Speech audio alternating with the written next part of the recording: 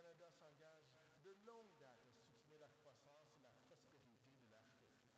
Mais pour amplifier cet impact, c'est certainement que nous devons approfondir notre coopération bilatérale et ça prend des relations bilatérales qui existent, comme on voit avec tous les participants qui sont ici aujourd'hui, pour s'assurer qu'on chacun de nous autres, on se serve comme des ponts entre nos pays respectifs. Cela signifie de créer des politiques qui non seulement profitent à nos nations respectives, mais aussi favoriser un lien plus fort à l'échelle du continent entre l'Afrique et la communauté internationale. You know, our parliamentary members of parliament, I should say, our parliamentarians, really have an opportunity, and I think well placed to conduct these kind of closer ties between us. You know, we can create more diplomacy. I've been a member since I first got elected of the Canada-Africa Parliamentary Association, and it was through that association that gave me an opportunity to travel to several countries on the African continent. And the one thing which is very, very clear to me is that we need to be more present. Canada needs to be more present. There is so much going on in the great African countries, from the north to the south, from the west to the east. En français, en anglais, en portugais, dans plusieurs langues, on a la capacité de tirer avantage. Et non pour juste profiter du côté canadien. Ça, c'est pas notre modus operandi.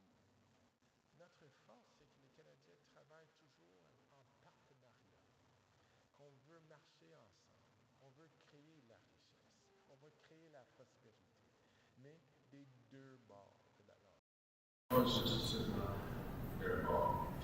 Mais pour ces faire, il faut que vous soyez plus chrétiens.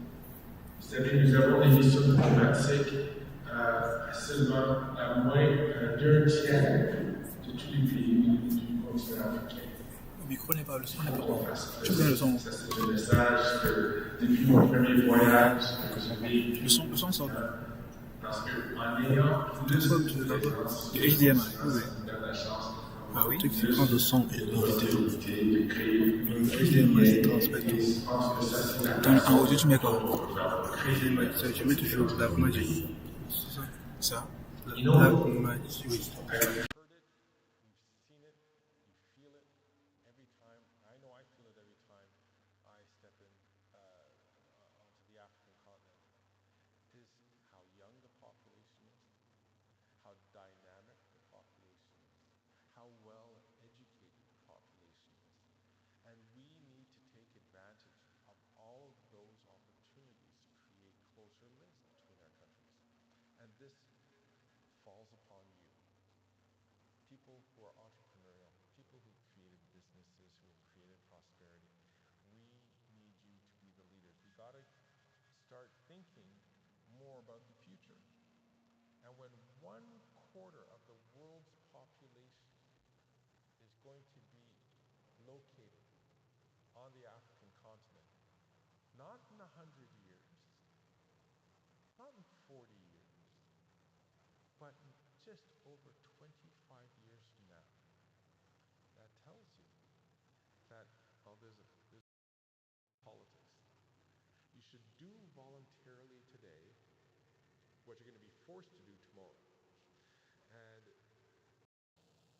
not in 40, 50, I'd rather but just over 25 years from now, partner in the development of that wealth and prosperity politics of all the people. You should do voluntarily. That today is our goal that we need. What you're going to be forced to do tomorrow. This is why the ADN is so important. This is why the initiative but it's just over 20 big leaders, big part in Canadian development are important.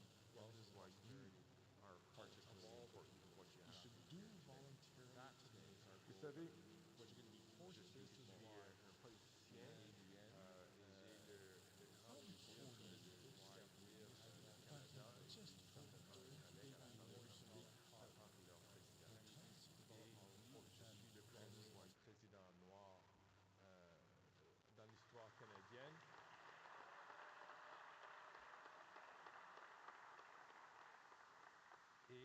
pour mes collègues de l'Afrique qui vont dire, mais hey, c'est quoi l'affaire là? On a tous des présidents noirs. Ah, mais c'est quelque chose parce que je suis non seulement le premier au Canada, mais je suis le premier dans les pays de G7. Et cela est un fait intéressant si, et seulement si, je ne suis pas le dernier. Il faut que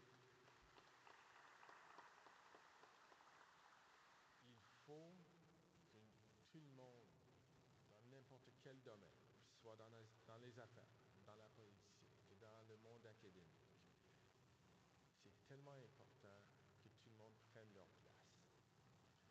Parce que plusieurs études l'ont démontré que dans le secteur privé, des compagnies qui sont plus diverses, qui sont composées de la diversité, des compagnies qui ont des gens, des hommes et des femmes issus de toutes les minorités ou la diversité qui prend avantage de la richesse culturelle qui existe, ce sont des compagnies les plus performantes, ce sont des compagnies les plus résilientes et ce sont les compagnies les plus rentables au Canada.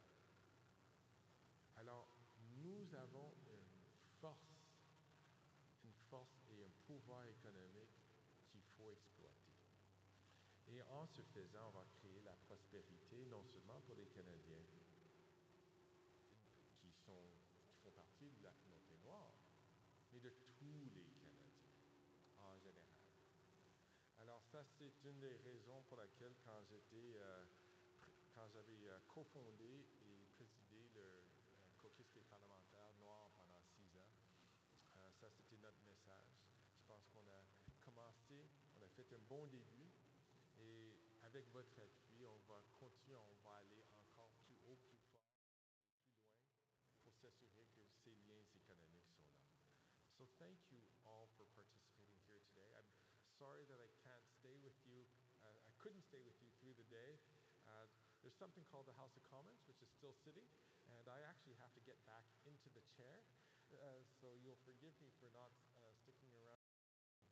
But let me just say to you that I am so grateful and so pleased to see so many of you here today participating in this great program.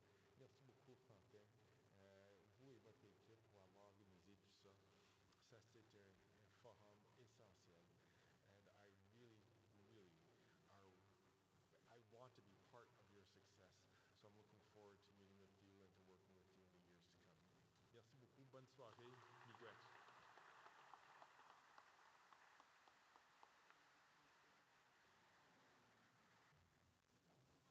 Merci pour ce discours inspirant, honorable. Greg Fergus, vos applaudissements encore une fois.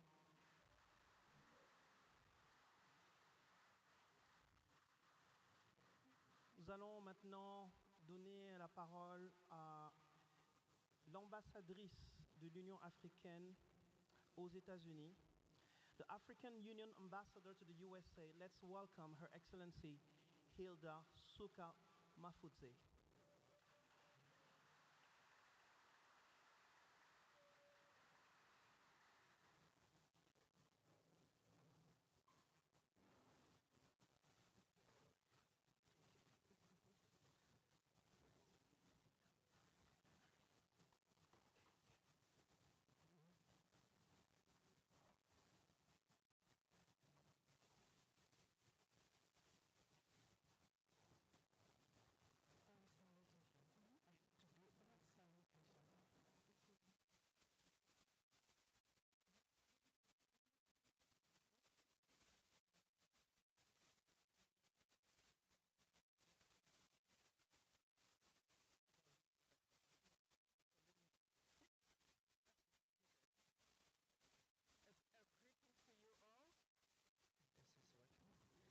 Greetings to you all. I feel so humbled to be here, to be standing in front of you, and with all the discussions that have been going on. It has been very exciting. It's all about Africa. Let me do my salutations. You have to forgive me. It's my first time here. I'm may not know whom I leave, whom I can incorporate, but bear with me. But I'll do my best. Your Majesty, the Queen, Vicky Lexter of Omanye, Minister Kita Bukusu Freddy, Deputy Minister for Cooperation and the Planning, RDC, Honorable Chandra Aria, Federal MP for Nepean, Honorable Greg Fergus, Speaker of the House of Commons of Canada, Honorable Nadia Tohami, Deputy Speaker of the House of Representatives of the Kingdom of Morocco, Ambassador Surya Otmani, Dean of Ambassadors in Canada, Max Cliff, Mayor of the City of Ottawa, my fellow ambassadors here in Ottawa, in Canada, Mr. Andre Gallo Azambo, President of ADN, Mr. Franklin Epake, co-founder and executive director of ADN, distinguished guests and ladies. It's a good afternoon. It is both an honor and a privilege, as I've said before, to deliver one of the opening speeches for this extraordinary forum.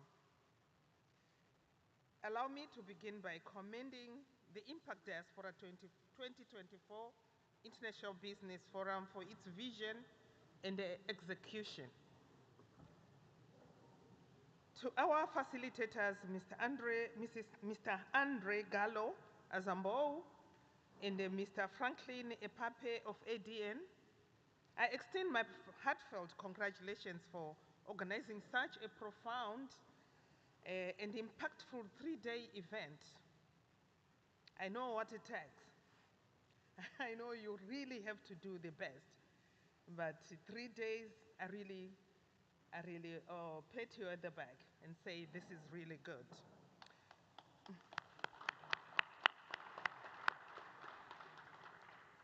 What we have done is to bring together dynamic leaders, thinkers, and innovators to envision a future rooted in collaboration, inclusivity, and opportunity. This moment is particularly significant as it follows the Canada-Africa High-Level Dialogue and the Trade Policy Dialogue held earlier this month in Toronto. These dialogues, which brought together key representatives, including the African Union Commission Chairperson Musa Faki Mahamat, Honorable Melanie Joly, Honorable Mary Ng, and Honorable Ahmed D. Hussein, and the Right Honorable Justin Trudeau, Prime Minister of Canada, which reaffirmed the commitment of Africa and Canada to deepening ties and advancing mutual prosperity. The speaker just before me spoke about it, spoke about the engagement. I always tell people whenever I get such an opportunity, like I have today, that the time is now. It's time to connect. It's time to make a difference. It will not work when we drag behind, we are behind, and we are saying Africa is going to have a young demography, and we are dragging behind.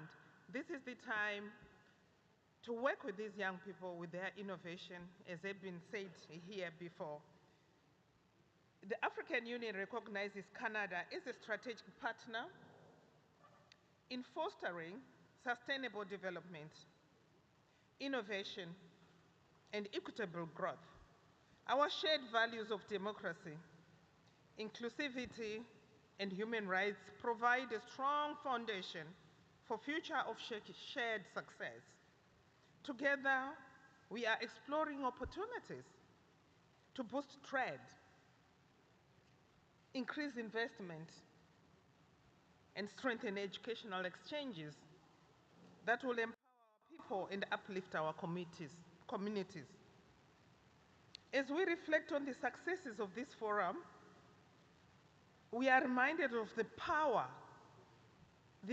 of unity across continents, sectors, and generations.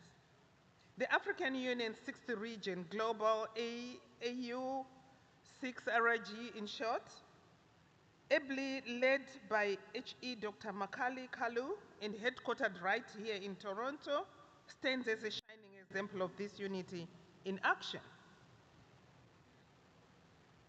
The AU6RG serves as a vital bridge between the African continent and its diaspora, enabling impactful collaborations in trade, culture, education, and economic development. Ladies and gentlemen, the African Union's theme of the year for 2024, Educate an African Fit for the 21st Century, is our theme for this year.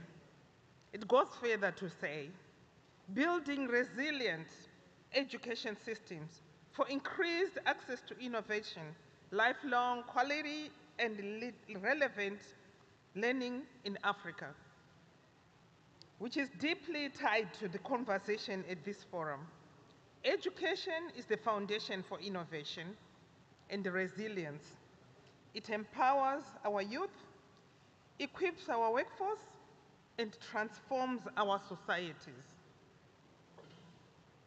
In the context of the diaspora, education also serves as a tool to preserve our cultural heritage while ensuring our adaptability in rapidly changing global landscape.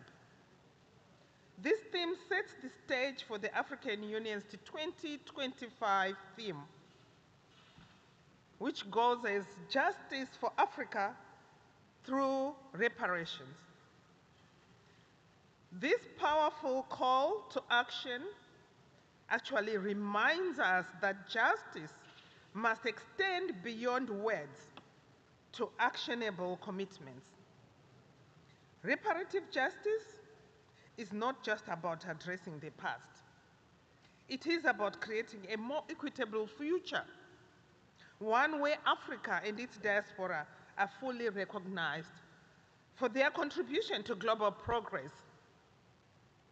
As we gather today, let us seize the opportunity to deepen the collaboration between Africa and Canada, unlocking pathways for innovation, entrepreneurship, and sustainable growth. The African diaspora, sixth region, has demonstrated its potential to connect global expertise with local opportunities. In partnership with my fellow ambassadors here in Canada, we must continue to champion policies and initiatives that bridge the gap between aspiration and achievement. And the three priorities which I can emphasize are fostering economic synergies with the lessons from the recent trade policy dialogues. Let us ensure that trade and investment agreements between Canada and Africa translates into tangible benefits for our people, from rural farmers to urban innovators. Number two, advancing education and knowledge exchange. By strengthening partnerships between Canadian and African institutions, we ably create inclusive education systems that prepare individuals for the demands of the 21st century. Number three is championing justice and equity. As we look toward the 2025 reparations agenda, we must amplify our collective voice, ensuring that Africa and its diaspora receive not just acknowledgements, but also the tools to shape a more just global system. To my distinguished guests, let us draw inspiration from this forum and the vision leadership of organizations like ADN and the AU 60 region. Together we can transform challenges into opportunities and aspirations into realities. As the African proverb says, if you think you are too small to make a difference, you haven't spent a night with a mosquito. Every effort we make, no matter how small, moves us closer to the brighter future we envision. On behalf of the African Union, I humbly express my gratitude to Canada for its enduring partnership and unwavering support. Let us build on this momentum, ensuring that Africa and the diaspora thrive as architects of a global renaissance. I thank you very much.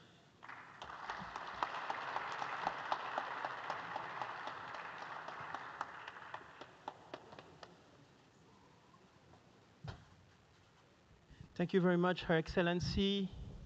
We have royalty in the house. It's my absolute pleasure and honor to welcome to the stage.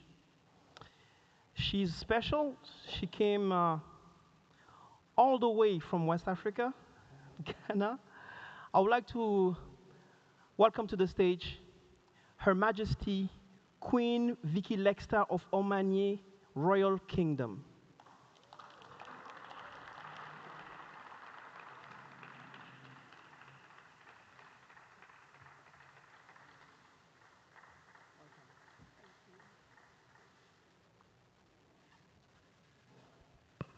Thank you. Good to address you again. Now, correction, I didn't come all the way from West Africa. Originally, I do come from Ghana, but I live here in Ottawa. So my kingdom, Omani Royal Kingdom, even though it's rooted from Ghana, I decided to create something more global, more inclusive. So instead of just being here and focusing on just people, not just from Ghana, because typically when you're royalty, you focus on just those from your tribe outside. But I decided to create the Omani Royal Kingdom, which actually has people from all parts of the world, Ghanaians, non-Ghanaians, blacks, whites, Asians, really just bridging the gap to be able to serve humanity. Thank you. Your Excellencies, distinguished guests, today I speak not only as a believer in the progress, but as someone who is deeply rooted in the promise and potential of Africa. I stand before you not just to champion transformative possibilities of collaboration, but to embody the unity that such partnerships represent. The relationship between Canada and Africa, between my home and a country of immense innovation, holds extraordinary promise, rooted in our shared opportunities and boundless collective potential.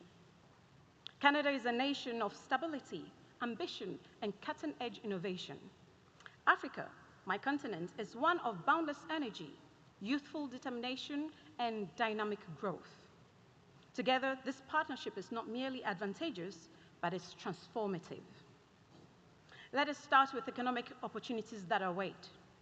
Africa's markets are among the fastest growing in the world, driven by thriving industries such as technology, agriculture, and renewable energy.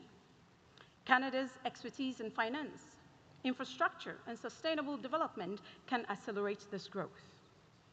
By joining forces, we can create supply chains, open new markets, and develop industries that will not only benefit Africa, but provide Canada with unprecedented access to our resources and entrepreneurial talent of our people.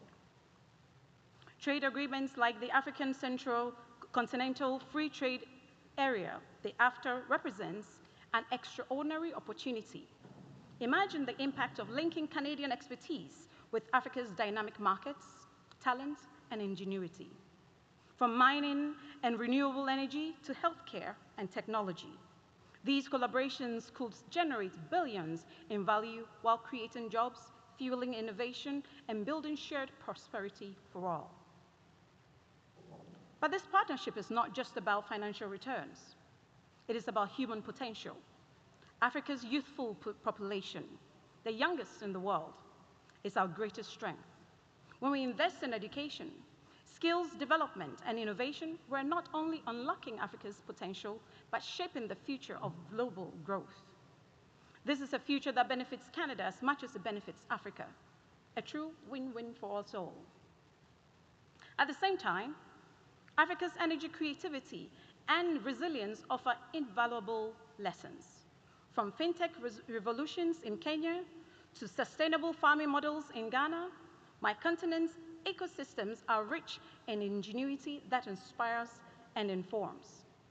Canada can learn as much as it contributes, and together we can create solutions that address some of the world's greatest challenges.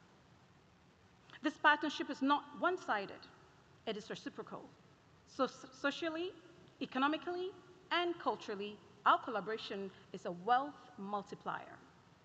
Canada can support Africa in building infrastructure and institutions, while Africa provides Canada with access to dynamic markets, new ideas, and unparalleled opportunities for diversification.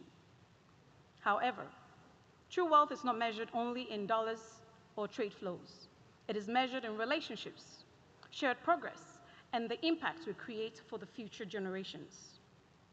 As leaders, we bear the responsibility to ensure that our collaboration is built on fairness, sustainability, and respect for the dignity of all humanity. I close with a simple yet powerful truth.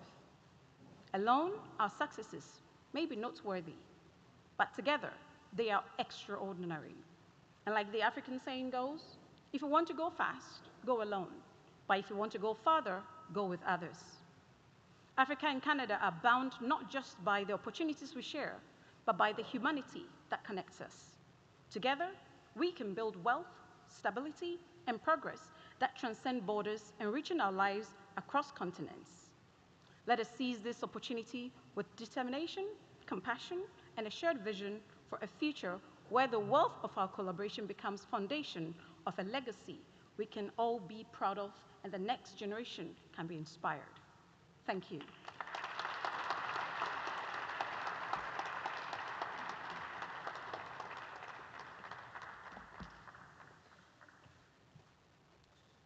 Thank you, Her Majesty. It's my absolute honor to welcome the Mayor of Ottawa, Mayor Mark Sutcliffe.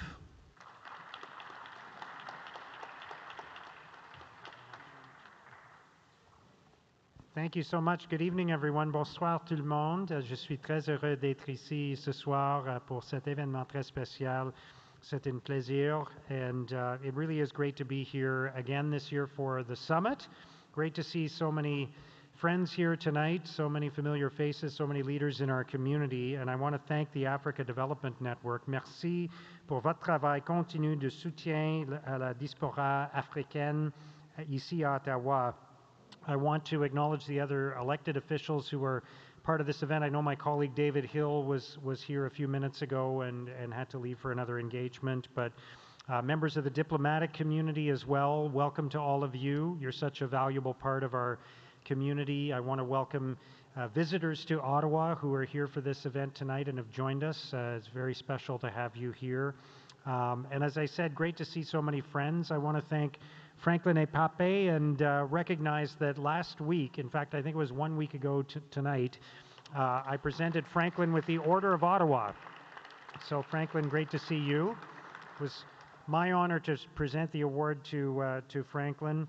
I want to say thank you to board members, senior leaders, and staff of the African Development Network, business leaders, the delegates, the vendors who were a part of this event this month, members of the African Canadian business community, and the donors and sponsors and volunteers who made this summit possible.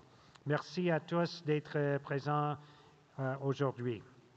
Ottawa is home to nearly 200,000 foreign-born permanent residents from over 160 countries. That is one of our greatest strengths, is that we are home to so many people who come from all over the world to be in Ottawa. And I come from a family of immigrants. My parents were both immigrants to this country. And it's one of the things that we value most in our city. Nous sommes une ville qui accueille fièrement tout le monde. We are a city that proudly welcomes everyone.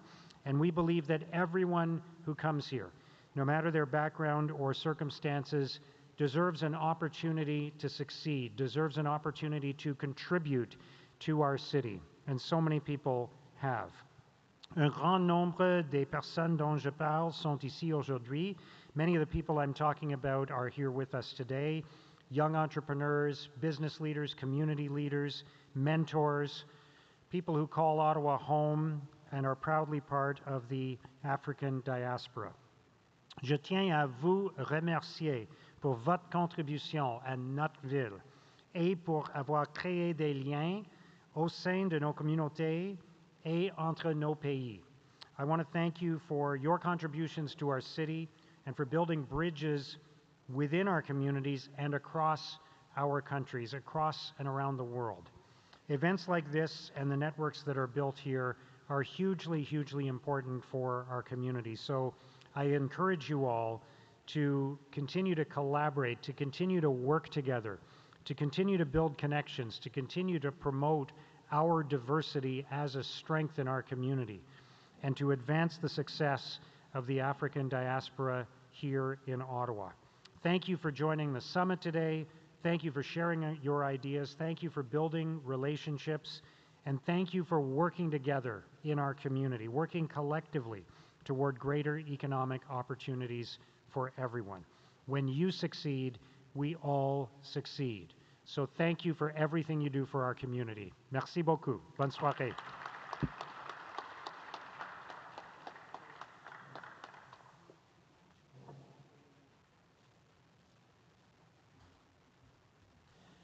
We thank you, Mayor Sutcliffe. Now it's my absolute privilege, honor, to welcome to the stage the organizer of this event. I would like to welcome the Executive Director of African Development Network, who put this event together with his team. Let's welcome Mr. Franklin Epape.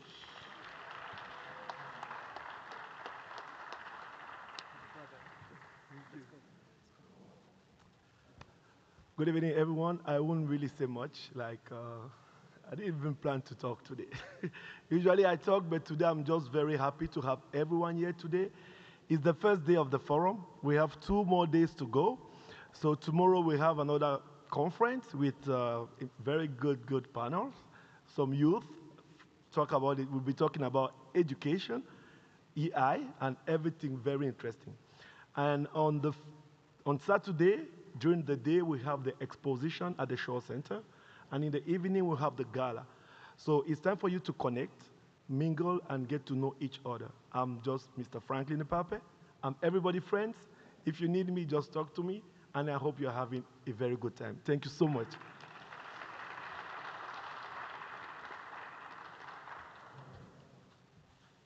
We're going to have our last panel of the day. Say yay! All right, so this panel, we have wonderful people who are going to talk about unlocking potential, small business, and labor empowerment. I'm going to welcome to the stage the panelists. Everybody say panelists. All right, so we have the pleasure, the absolute pleasure of welcoming to the stage Her Excellency Hilda Suka Mafudze, who's the ambassador of the African Union to the USA. You can clap for her. You can come to the stage. Let's welcome the Deputy Speaker of the House of the Representative of the Kingdom of Morocco, Honorable Nadia Touhami. Nous aurons le plaisir d'accueillir le ministre de la Coopération et du Plan de la République démocratique du Congo, Monsieur Kita Bukusu Fredi.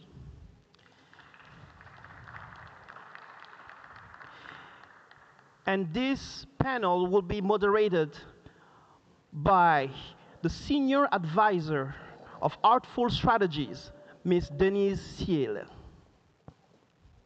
Let's welcome them to the stage. You can clap for them.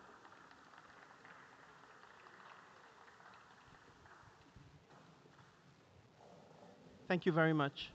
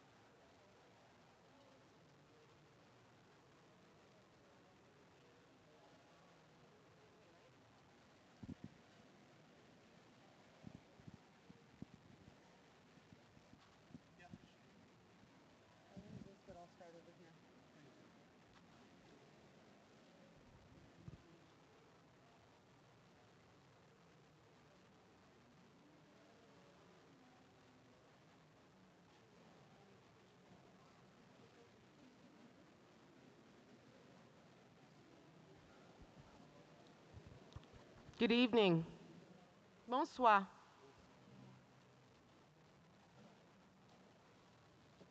I would invite you to take your seats.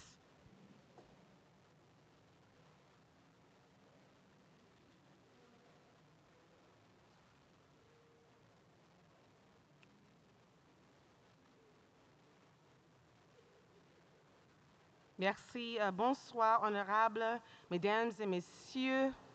Je suis Denis Cielé, conseiller principal chez Artful Strategies.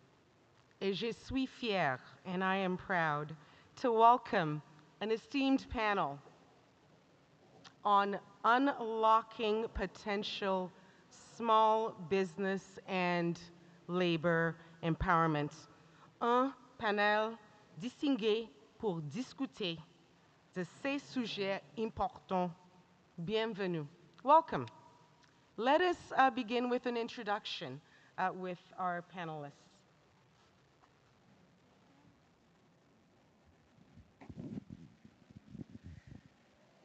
Welcome to the Honorable Minister Freddie Kita Bukusu from the Democratic Republic of Congo. Honorable Nadia Tuhami, Vice President of the House of Representatives of the Royal Kingdom of Morocco, and Her Excellency Hila Suka Mafudse, High Commission of Africa Union's DC office, the head of mission. Let's welcome our esteemed panelists. Thank you for being here, and I think, absolutely, please. Yes. So this panel will be conducted in the language of choice, English and French, and we will have someone to ensure that the questions are answered in both of Canada's official languages, which is excellent for us. So, merci. Thank you. Can we give her a microphone? Do we need a microphone? Okay, we can. Yes. And so, number one, merci. Thank you, panelists, for being here. And as someone who has lived in Ottawa for close to 30 years, I think I can officially say a very warm welcome to Canada's National Capital Region. Thank you for spending the day with us. So over the next hour, we will have what I think is going to be an exciting and, more importantly, a much needed conversation about labor empowerment initiatives that have helped small businesses scale and create jobs in Africa.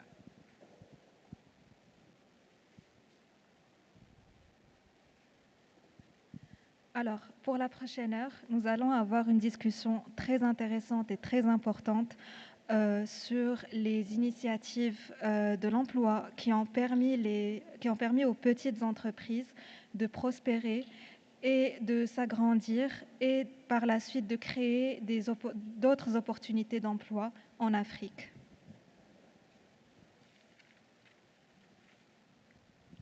And one of the things that we will also talk about is ways in which Canadian businesses and labor organizations can collaborate with African counterparts. So let's get right into it. Earlier this month, and you spoke about this, Ambassador Suka Mafudse, Canada and the AU had its second high-level dialogue in Toronto. And some of the key items that were discussed was creating a new Pan-African trade hub and increasing private sector engagement. Can you give us a sense of what strengthening economic partnerships looks like within this new framework, and what labor empowerment looks like as we think about small businesses? A second part? What? I'm actually not hearing properly. Okay, what can you we are can we saying. turn up the volume so that Yeah, please. okay. So what is your sense of what strengthening economic partnerships means for small businesses and labor empowerment within the context of the AU's push to ensure all of that? Okay, let me begin by saying African Union has this blueprint, business blueprint, which is Agenda 2063. I'll begin from there. The Agenda 2063 has its flagships. I'll talk only of one flagship that goes along with business prosperity, business success, and all that, which is AFCFTA, African Continental Free Trade Area. This, in short, African Continental Free Trade Area is actually tasked with the integration that you are talking about on the continent. That the minute we are going to trade amongst ourselves as a people of Africa, that will definitely make a difference. And they more so attract those who are outside who want to do business with us.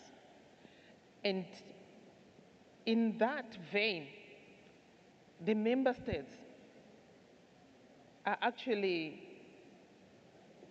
told, and we do a lot of activities in allowing these countries to ensure they have the environment, the rightful environment, build a rightful environment to attract the private sector.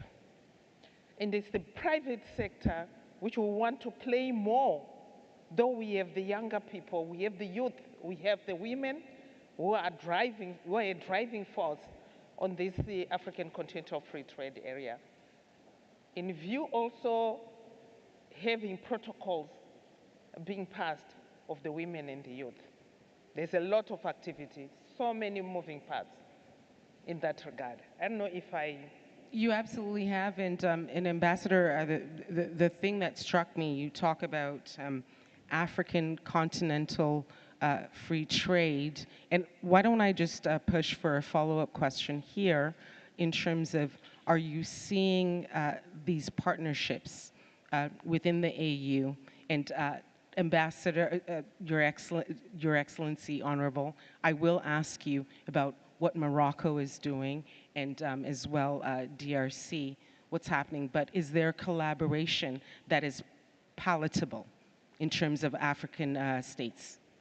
Yeah, we are driving a lot of connection with this partnership. And we believe as African Union that for us to progress, to go further, we have to have partners to work with. One good example is my chairperson of African Union was here in Canada. I think it's less than 2 weeks. To ensure we synergize this relationship with Canada. So with all that, it's another moving part that is contributing to this partnership. And there is a run for business to work with Africa. Let me say so. Okay, thank you very much. Honorable Tsahami, and I will ask the translate, and please let us acknowledge, right, the interpreter that has just come on to do this for us, so that we can have a robust conversation in two languages. Here is the question that I had for Honorable Tsahami, and I had the wherewithal to write it in French, but why don't I just give it to you here, this one right there. Yes. Malgré les défis mondiaux, le Maroc a réalisé des progrès remarquables dans le soutien aux petites entreprises. Pourriez-vous nous en dire davantage sur les principales stratégies du gouvernement pour favoriser la croissance des PME? D'abord, and just in English for Ambassador, despite global challenges, Morocco has made notable progress in supporting small businesses. Could you elaborate on the government's key strategies for fostering the growth of SMEs? So that's the question to your honorable colleague. Merci, Madame. Je crois, avant de vous parler des efforts de renforcement de l'autonomisation des entreprises et les travailleurs, les stratégies qu'a fait le Maroc, les programmes, tout ça, je le dirai après, mais j'ai quelques initiatives à prendre parce qu'il y a des défis dans l'autonomisation et les défis, et je dois les détailler. Alors, aujourd'hui, je me tiens devant vous pour vous parler de l'autonomisation des entreprises, surtout des petites et moyennes entreprises et des travailleurs. Je dis que c'est un enjeu crucial pour construire les économies fortes, résilientes et inclusives dans un monde en constante évolution où la technologie transforme nos modes de vie, où la globalisation crée des opportunités tout en présentant des défis. Les petites entreprises et les travailleurs doivent être soutenus pour prospérer et contribuer activement au développement de nos sociétés. Autonomiser les petites entreprises signifie leur offrir les moyens de surmonter ces obstacles et de renforcer leur rôle dans l'économie. Cela implique des politiques de soutien financier, des accès accrus aux technologies et aux marchés, mais aussi un environnement réglementaire favorable pour faciliter leur développement et leur croissance. Les gouvernements et les institutions doivent reconnaître que lorsqu'ils investissent dans les petites entreprises, ils investissent dans la durabilité économique de leur pays. Et parallèlement, l'autonomisation des travailleurs est essentielle. La révolution numérique, la robotisation et l'évolution des modes de travail redéfinissent ce que signifie être un travailleur aujourd'hui. Dans ce contexte, de nombreux emplois sont transformés, certains disparaissent et de nouvelles compétences sont exigées. L'autonomisation des travailleurs passe par des formations professionnelles d'abord, par des formations continues, un soutien dans le développement de nouvelles compétences et la création de conditions de travail et dignes, équitables. Et pour le Maroc, au Maroc, il y a des efforts pour renforcer l'autonomisation des entreprises et des travailleurs ne sont pas anodins et incluent plusieurs axes. Le premier axe, c'est la formation professionnelle. Le Maroc a multiplié des centres de formation professionnelle pour adapter les compétences des jeunes aux besoins du marché du travail. Il y a l'Office de la formation professionnelle et de la promotion du travail qui joue un rôle colossal, central, en offrant des formations dans les secteurs porteurs comme l'industrie, l'agriculture et les services. Moi, je vous dis la stratégie du Maroc, parce que vous avez demandé la stratégie du Maroc. Yes. Deuxième axe, c'est la protection sociale et les droits du travail. La récente réforme du système de couverture sociale, avec l'objectif de généraliser l'assurance maladie, constitue une avancée majeure pour protéger les travailleurs, et cela permet non seulement d'améliorer leur sécurité financière, mais aussi de favoriser leur bien-être général, un aspect essentiel pour un travail productif et engagé. Le troisième axe, l'insertion des femmes dans le marché du travail. Bien que des progrès aient été réalisés, le taux de participation des femmes du marché du travail marocain reste relativement faible. Les initiatives d'économie, d'autonomisation économique, notamment pour les femmes rurales, et les incitations de l'entrepreneuriat féminin sont nécessaires pour corriger cet écart. Merci. Well, thank you. And what I'm hearing is Morocco is ambitious, and you have a plan and a strategy. And I heard that it is about being strong, resilient, and building an innovative economy that includes framing and financing for market access, development of equitable labor practices, and protecting entrepreneurs, and particularly women entrepreneurs. Did I get that right? Can somebody, right? So if there's anything you can add just for the benefit. Yeah, just one important point is facilitating the access to these new technologies by providing mentorship, in making information accessible also to these entrepreneurs, and thinking of ways to protect their how can I say that, increase the social protection, yeah. Excellent. Minister Bakusu, I'll say this in English first. And, part of this conversation includes looking at opportunities and challenges. Can we talk a little bit about growth for small businesses in the DRC, where that stands, and to pick up on your colleague, what does accessing financing, infrastructure, and market opportunities look like?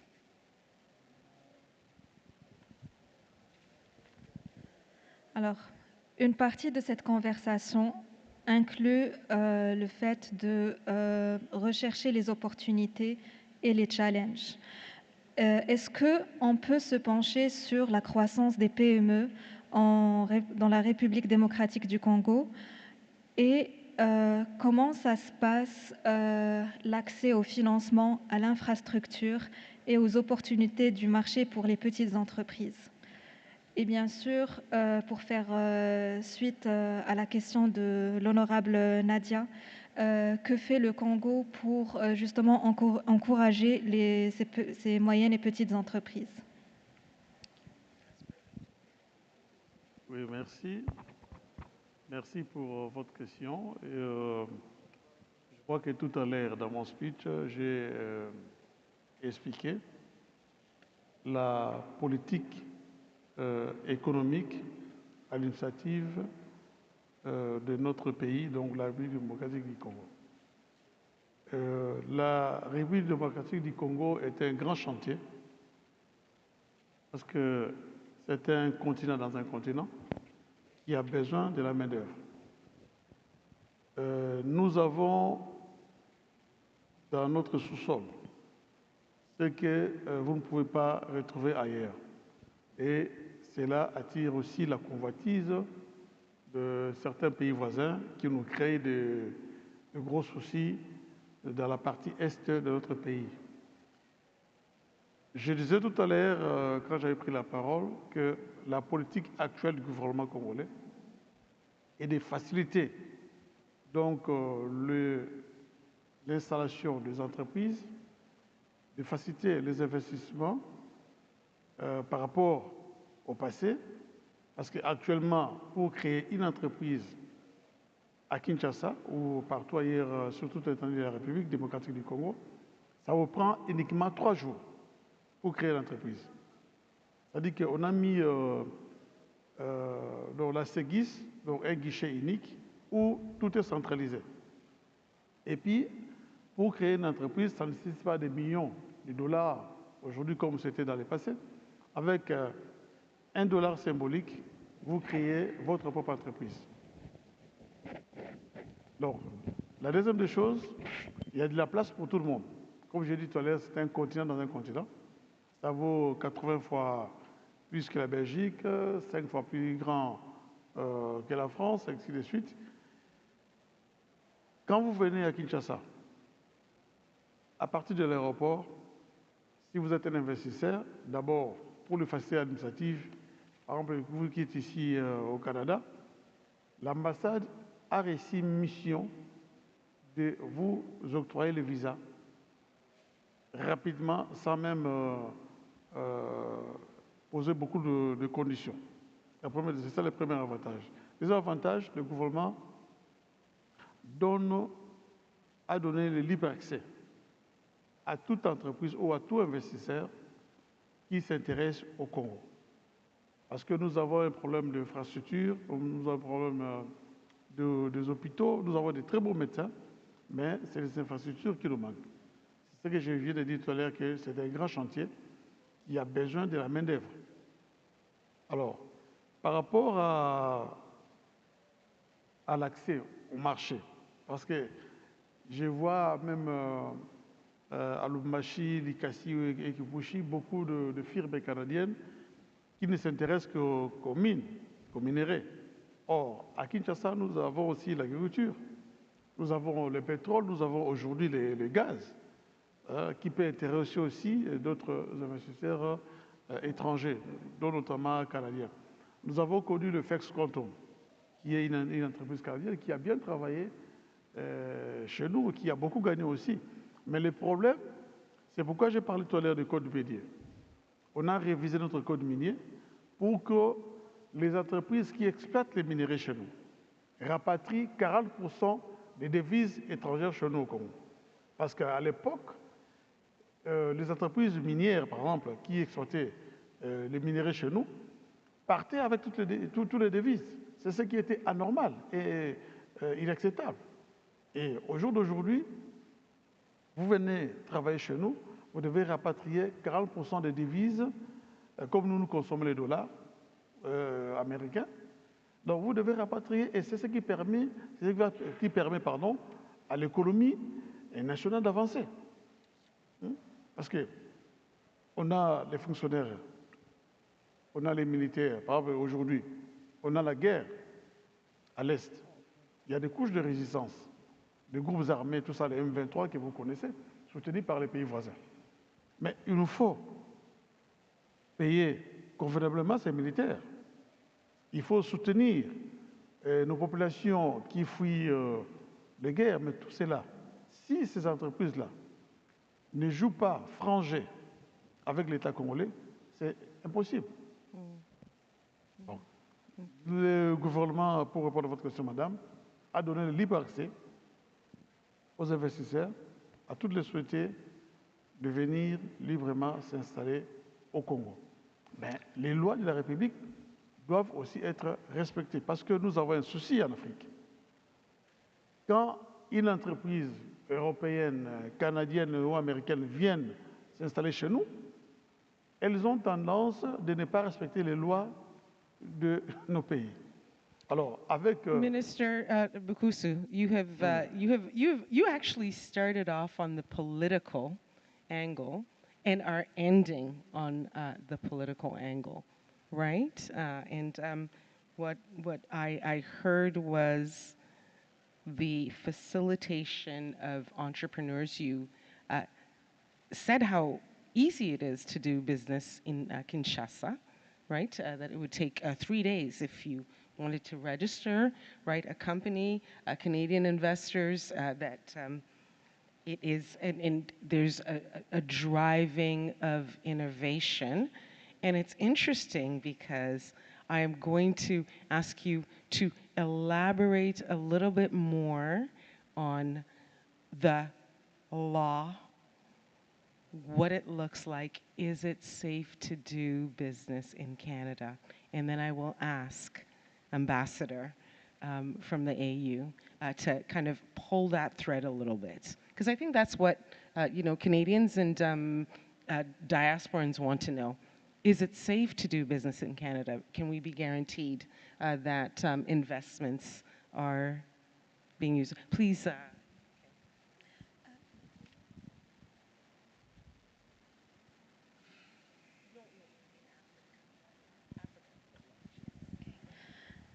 Alors, vous vous êtes penché sur la question du respect de la loi. nous voudrions savoir quelles sont les lois concernant les investissements étrangers dans la République du Congo et pour la diaspora africaine et aussi pour les Canadiens, est-ce que c'est sécuritaire d'investir en ce moment au Congo? Merci. Merci pour votre question. La République démocratique du Congo a connu en son temps plusieurs zones de turbulence, des guerres à répétition, des groupes armés, tout ça. C'est depuis 2006, quand on a lancé le processus démocratique électoral, que le pays a commencé à évoluer positivement. Donc, de 2011 jusqu'à ces jours, nous avons des élections libres, transparentes et démocratiques. Il y avait d'abord le président Kabila qui a respecté constitutionnellement ses deux mandats, il est parti. Aujourd'hui, nous avons le président Tshisekedi qui est là. Et il a été élu démocratiquement. Donc là, il est à son deuxième mandat. Donc, du point de vue sécuritaire, je vous garantis ici, il n'y a aucun problème. Seulement, donc, à la partie est, vers la frontière rwandaise, vous connaissez le problème que nous avons avec le Rwanda. Donc, c'est là où ça pose problème. Mais sur toute l'étendue du territoire national, il n'y a aucun problème. Les affaires, les populations, les sociétés qui viennent investir, donc ils sont vraiment en toute sécurité. Il n'y a aucun problème, sauf là où je viens de citer, donc à la partie est, vers la frontière rwandaise, qui est là où ça pose problème. Ce n'est pas vraiment la guerre comme la guerre s'attire à tout moment, non. Il y a une guerre économique. Vous savez que c'est une partie où on retrouve beaucoup donc, de minéraux, donc les zinc, les coltans, beaucoup de choses. C'est là où ça pose problème, parce que le Rwanda, avec quelques pays voisins, s'arrange à ce que les rebelles quittent la RDC, donc nos frontières, pour traverser avec les minéraux. C'est là où ça pose problème. Mais cela n'empêche pas que demain, parce que nous avons une armée aujourd'hui suffisamment équipée, qui est en train de neutraliser tous ces groupes armés, et je crois que dans les jours à venir, on n'entendra plus parler de tout ce qui est M23, tout ça là. Mais cela n'empêche pas que les investisseurs, que ce soit canadiens, nous avons plus tard que la semaine passée, inauguré, le président de la République Félix Tshisekedi a inauguré l'usine de transformation de zinc, la plus grande usine d'ailleurs en Afrique centrale. Donc il y a aussi l'usine de cobalt qui a été inaugurée. Nous sommes aujourd'hui le premier producteur mondial du cobalt. Donc c'est pour dire que l'économie nationale tourne. Mais je vais le dire ici, parce que vous me posez presque la même question, je vais le dire ici que la politique économique du gouvernement congolais, RDC bien sûr, est de donner libre accès à tout investisseur qui veulent venir investir au Congo. Donc, la sécurité, je vais terminer. La sécurité est garantie. La facilité administrative, comme je venais de dire tout à l'heure, pour créer une entreprise est garantie. Donc, c'est limité à 3 jours. Contrairement ici, au Canada, pour créer une entreprise, ça vous prend beaucoup de temps. Mais chez nous, on a mis un guichet unique pour créer une entreprise. Ça vous prend uniquement 3 jours. Votre entreprise fonctionne. Thank you, Minister Bukusu, because now you've actually got us talking politics, right? Depending on which political party is in power, what's going to happen. And so, Ambassador to the AU, I was not initially going to ask this question. We are on Canadian soil, Trump 2.0. What does that look like? What are the strategies that the AU is doing as we think about, look, the first meeting that the AU will have with the Trump administration? What sorts of questions are you asking on behalf of the African Union? I think the most important thing here, I want the question actually, because I was at a meeting just 2 days ago, with Carnegie Endowment when they were asking the Trump people their approach to Africa. I think I can take it from that perspective. I mean, in terms of, there was a Trump one, where he cared less about, never cared about Africa. Didn't even want to work with them, kind of. Then there's Trump 2 right now. Trump 2, they are very excited about the demography of Africa, the future that we are looking at. The young people who are coming into being right now, where we are saying we're gonna double by 2050. They are saying we look at that as a positive. I mean, in terms of they want to work with the young people to ensure they get jobs. Because I'd also posed the question to say, Africa is not looking to be helped, like being given. We're looking at mutually beneficial. We're looking at mutually benefiting, strategies here, where all of us were players and we're all benefiting. And if we were saying Africa is going to come up with, is developing into a bulge of the young people, what does it mean? That's the future employee. That's the future employee. So what should the world do? The world should come together and ensure that we work towards strengthening and making this drive of ensuring whatever we are saying is African Union is pushed to come to the fore. I mean, being at the table to say, now African Union is at G20. What does that mean? It means we have been crying for the longest time to say we want to be at the table and make decisions. How do you make decisions and leave Africa? 1.4 billion people. That's impossible. And what does it mean? I'm happy with the approach of the Trump tool to say they're going to look at that. And we had something inclination like the reauthorization of AGOA may work out. There are some who are in this administration who are saying we cannot, there are other countries that have employees, people who are being employed on the issue of AGOA, where they are doing the innovation, where they are sending goods to America without any charges. But Trump, as you know, is a bit anti-globalization. But we are saying with AGOA, that's where we're coming from, and they will benefit, and we will benefit as Africa. I really want to push on that. We are talking about the U.S. What about China and India? And I'm going to also give it to you, Honorable Tommy, in terms of thinking institutional supports. China, at least some of the experts that I'm reading, China, India, the US, it's like a three-way race for them to economic investment in Africa.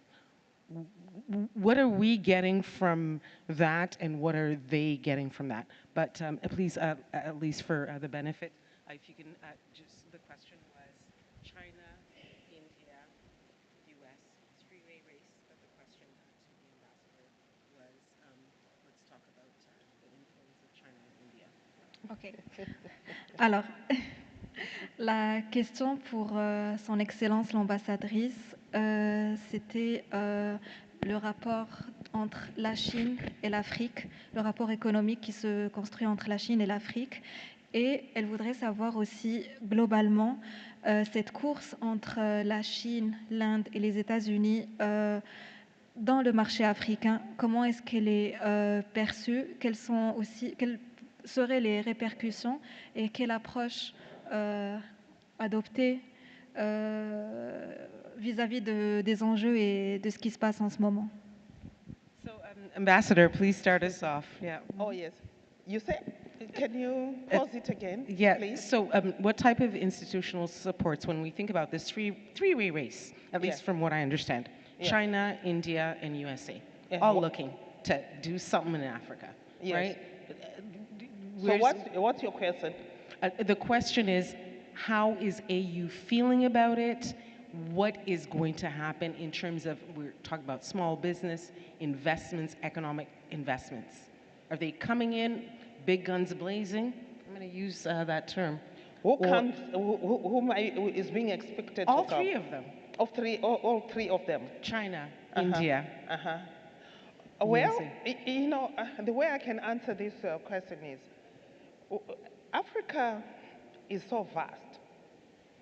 And Africa is not asking to have anyone tell them whom to sup with, whom to work with, whom to gravitate towards. Africa would want what would benefit, and especially where we are going. We were talking of the younger people we can't employ them. If India is coming to set up an industry where my children will be employed, that's a plus. And I shouldn't have anyone telling me, don't stop with India, because this is Africa. Let China come in. If they build whatever they build in industry for our children, as long as they are employed, as long as as a country we are benefiting, we will gravitate towards that. Comes the USA. They can come with soft power. That is what we have been knowing for the longest time, that they have this soft power. And we're asking them to strengthen on that soft power. I cannot talk much about China because I represent the USA and the Americas. Thank you. That makes sense. That makes sense.